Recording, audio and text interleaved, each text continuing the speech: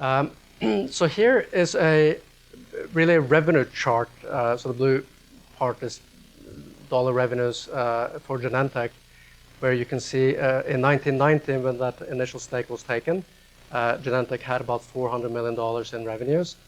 And then by 2008, when the deal happened, those revenues had gone up to $13.4 billion. And, there's also some other BD people in the room, and I've been looking at a lot of business plans in my prior job. And the famous hockey stick, when you start speaking to entrepreneurs and VCs and such, is something that I'm sure many of you recognize. And when you see that hockey stick, of course, the first gut feel is it's a hockey stick, and it's never going to happen. But here's a hockey stick that did happen, and it's tremendous success. And I think probably not too many companies, not only in the US but worldwide, that can really show something like this. It's really just a fabulous success, and based on some truly innovative and outstanding medicines that have changed lives for a lot of people around the world. And so that's the development, and I don't want to imply that it's all about the dollars, but I think it's quite interesting to see that development, and then you can just think about what that means in terms of Genentech and how Genentech did change over those years in terms of people hired, in terms of where what are the dominating activities. In the 1990s, it was all about the R&D, and more than half of Genentech employees at that time were in R&D.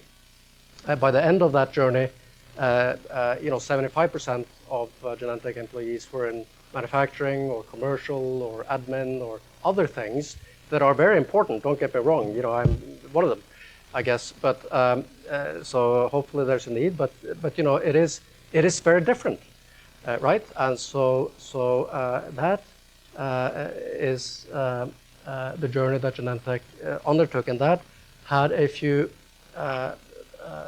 impacted our partnership in many ways. And so here I have two slides on that impact, where I think the first is really that Genentech developed truly from a biotech focused only on research and becoming a fully integrated, I call it here, biopharmaceutical company. I guess some people could take issue with that, but biotech, whatever you want to call it, but fully integrated in the value chain is really the key point. A lot of manufacturing capacity. I didn't put up the cash flow chart, and certainly not the one looking out 10 years, but that was a key driver in this analysis. And the cash generation that these kind of revenues bring is quite impressive when you have 40% plus margins. And so you sit then as a majority shareholder and look at that and say, okay, good. I don't have access to that cash. What are they going to do with it? And so, and we're not talking about, we're talking about double-digit billion dollars. So that focused some minds on the Roche side. Project complexity, the other part of them becoming fully integrated, and when you try to grow from $13 billion in size, it's a very different proposition than growing from 400 million. And so we found ourselves competing a lot more, and we have representatives from the BD group where looking for the same deals.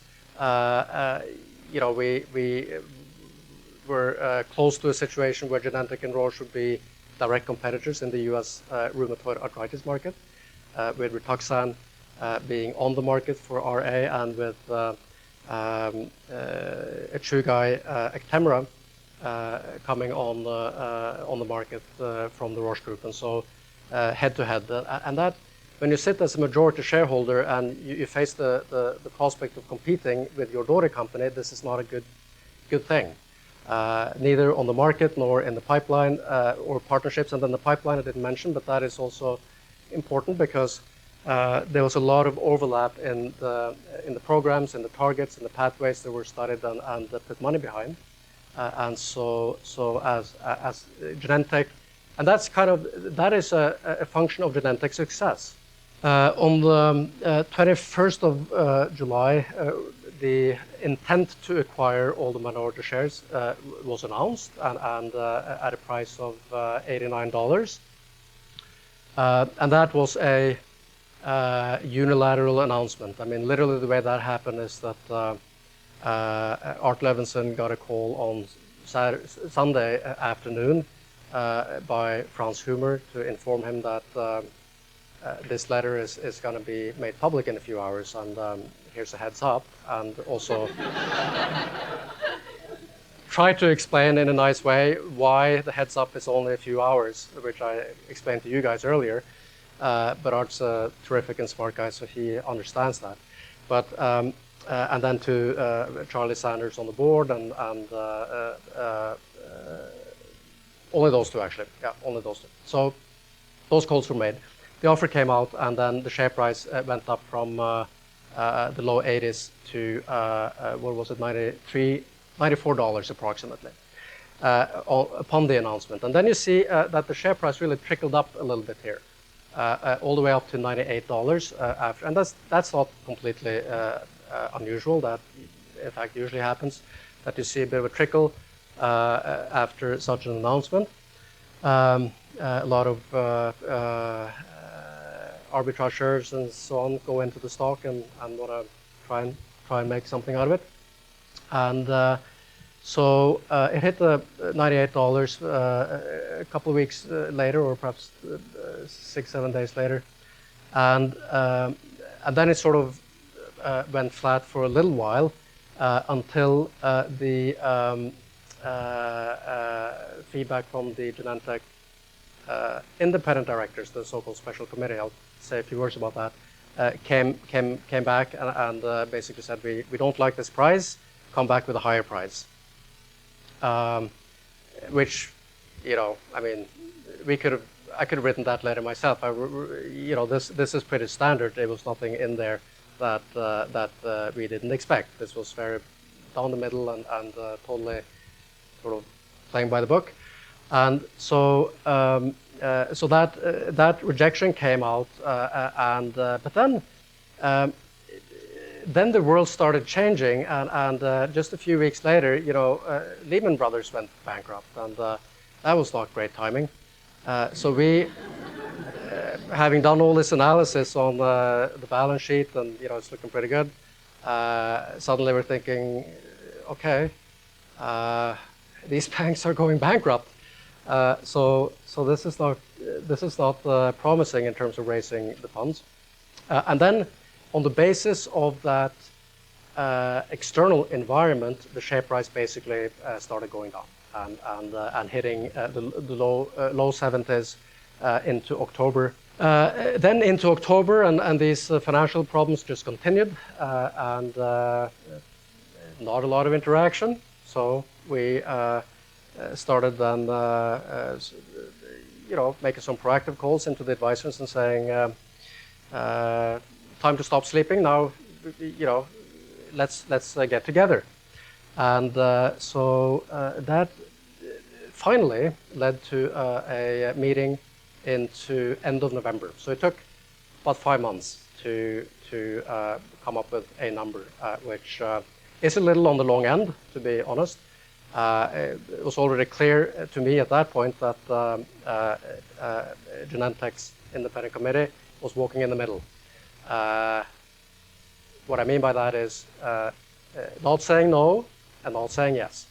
You walk in the middle, and so that was pretty clear. And to be fair, with some good reason. I mean, you look at that financial environment and banks collapsing, and you look at the Roche balance sheet, and it's a very fair question.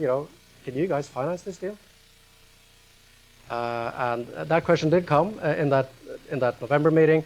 We also got a price on the table, $112 to $115 per share was the counter bid. So we had 89, and the counter bid came in at 112 to 15, at the same time as the share price was in the 70s.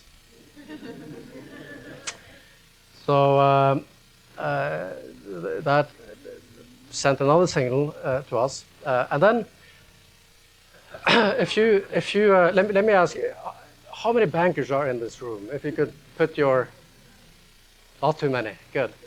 Okay, okay. So I was asked to say a few words about the financing and such, but the bankers. When the financial system is about, there's almost an Armageddon out there, and banks are going bankrupt, and bankers are more worried about, do I have a job, which I understand, than doing what they're supposed to do and keeping a finger on the pulse and understanding the market. So we concluded that the bankers just simply had no idea about the state of the market and whether, no idea as to our ability, to raise this capital. The commitments in terms of a bridge financing were coming down. The prices up, and it didn't help us that Pfizer did this Wyatt deal and then put in place a financing that we looked at those numbers and we thought, hang on, these kind of fees and these kind of rates is just outrageous.